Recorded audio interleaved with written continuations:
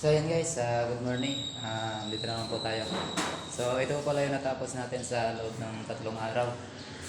So ayan, kung makikita niyo po nung post ko kahapon, ito yung ginawa na gagawin natin kahapon. Tapos yung mga biga. So tapos na po natin yan.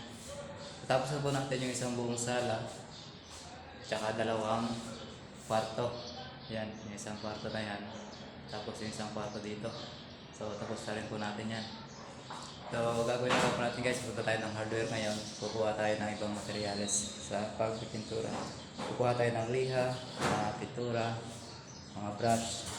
So yun guys, 3 araw natin itong ginawa. So medyo mabagal kung ikukumpara natin dun sa mga professional. So hindi pa naman tayo ganang kagaling sa pagpipintura.